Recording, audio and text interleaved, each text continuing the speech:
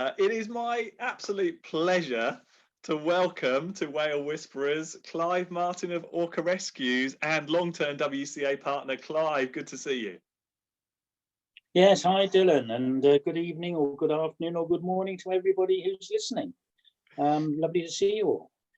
Yeah, I've been asked by Dylan just to give you one or two encounters that I've had as I've carried out big ship work. I don't work on small vessels. The smallest vessel that I've ever worked on takes 400 people. So I'm always dealing with very, very large numbers of passengers.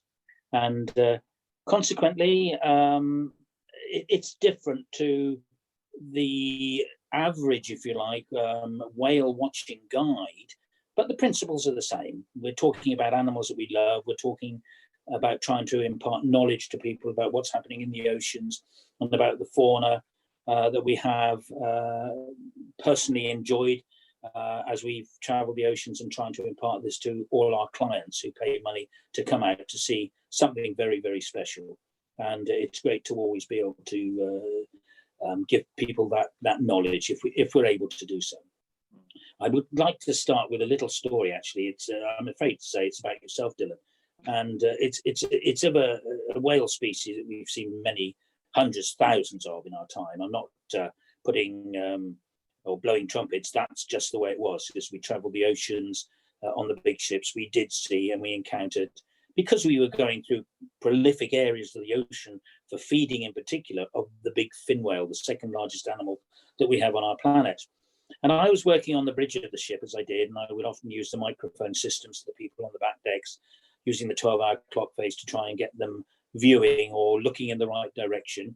You were working above me with your clients, slightly reduced numbers, but nevertheless large numbers to deal with. You were dealing with 30, I was dealing with 500. So we had a lot of eyes between us. And what was so frustrating about this particular event was the fact that it happened so quickly. I knew you were above me and we communicated with walkie-talkies. And I gave you a shout that something had surfaced just ahead of the ship. I didn't know what it was. I could see the white water wash. I could see the back of an animal. And I didn't know. My instinct was to get the camera up, which I did. And I photographed it. And I shouted to you, get onto this, get onto this. What is this ahead of us? Don't know. And to this day, we don't know what it was. You missed it, okay, because you're talking to all your clients, but there you go, you missed it.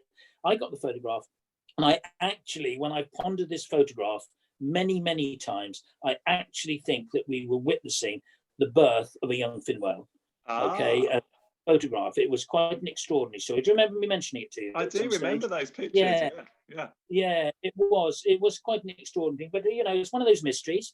And why shouldn't there be a mystery in life? It's, you know, it makes life interesting, doesn't it? But talking about the big fin whale, I did quite a lot of work down in the Antarctic, and I was privileged enough to go down there on a couple of occasions. And I was doing my job of telling people about the world of the whales and why they go to the Antarctic area. And it is an absolutely superb place. And if anyone ever gets the opportunity, go. Just go. Save up, go. Fantastic place. But there I was able to see fin whale in huge numbers, absolutely enormous numbers. And I guess when you think of what we as the human race did to these fantastic animals over a period of time and the whaling that took place, I had to make a journey myself as a pilgrimage, if you like, to South Georgia, which is an island which I'm sure a lot of people will realize is one of the main whaling islands in the South Atlantic and close to Antarctica. And I had to go down there, basically, I think, to say sorry to the animals, which was still, actually, their bones were still on the beaches. All the cauldrons that their blubber was rendered down in were on the beaches. But now the vertebrae of some of the big animals, such as the fin whale, such as the blue whale, were actually used as homes for the seal that were down there. So it was quite extraordinary. You'd see poking through the vertebrae or the main canal of the spinal area of the whale bones, you know, the head of a seal popping out. Quite extraordinary. But it was a privilege to go down there. It was something I really wanted to do. And I suppose what my main thought was, have we started the recovery? I hope we have started that recovery, because on the occasions that I have been down there, I've seen a lot of fin whale there. Over 50 in sight at one time, and probably more than that. Just the number of exhalations, or the blows, as we call them, being seen, perhaps giving us hope that the killing years, the murderous years that occurred as the human being decided that we would sacrifice these animals for our own needs. Hopefully those are past now, and the recovery is taking place. That would be good. I think that's nice, isn't it? And I don't know if you would sort of, if what I'm about to say is a thought that you would kind of share from your own experiences. But for me, you know, when I started guiding on whale watching trips, I was young, and it was a lot of fun. You concentrate on the fun, and you know, and it's amazing. You're seeing all these incredible animals, but the longer that the more time you spend out on the ocean, the more you understand the animals, and the more you understand the place, the more you sort of get to grips with some of the subtleties, and you start to see more of the issues. You know, I remember when we were out in the Bay of Biscay, you know, you start to really sort of focus in on some of the debris and the plastics and some of the ghost fishing gear. I think we saw a fisherman try to shoot a dolphin one day.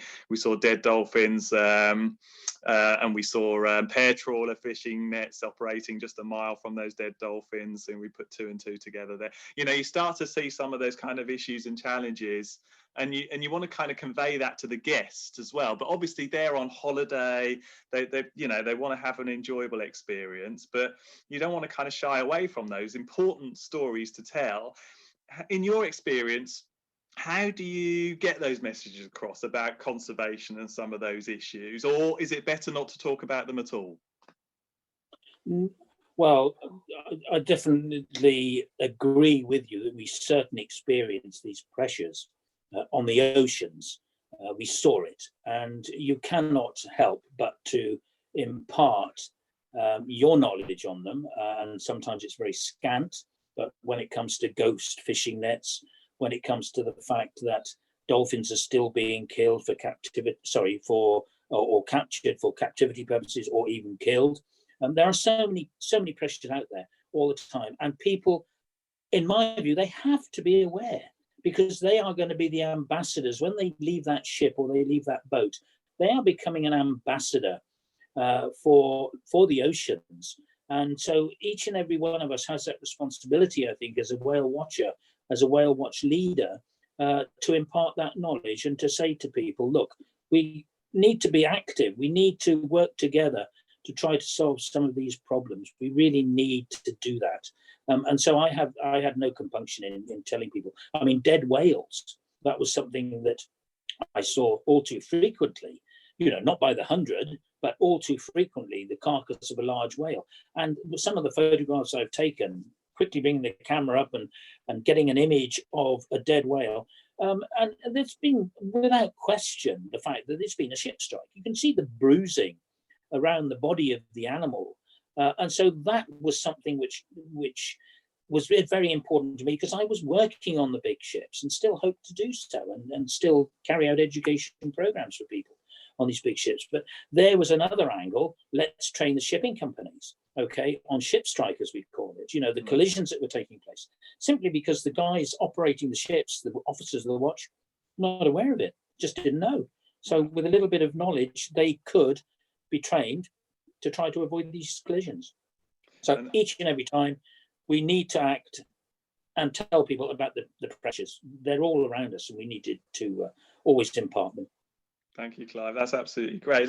Just to finish off with then, if you had just one message that you let's imagine we're stood in front of 50 new guides who are going to go out around the world and talk to people about whales and dolphins. If you could give them one piece of advice that would make them into the best guides possible, what would that one piece of advice be, do you think? I think you cannot possibly be the best guide, and I guess we always have that ambition to be the best. You cannot be the best unless you study your subjects.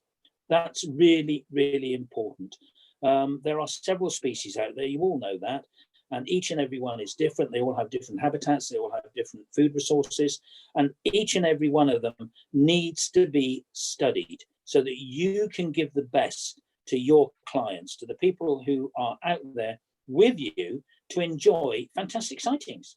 Okay, and hopefully you're going to show them the big whales, the dolphins, the species of dolphins, talk about the species, talk about the habitats that they prefer, talk about their migrational routes, and also, as we've just been chatting about, let them know about the pressures that these animals are under. We want them to survive, and it's absolutely essential that somehow we get these messages across, and that's up to each and every one of us to be a David Attenborough of the oceans. So yeah, good luck to you all, and keep plugging away and keep learning. Thanks, Clive. It's a lovely way to end this chat. To aspire to be the David Attenborough of the oceans. Clive, thank you so much for joining us on Whale Whisperers. I look forward to our next catch up. Hopefully, as lockdown eases, hopefully we can meet face to face. But thank you again for your time. No, you're welcome. Thanks a lot. Take care.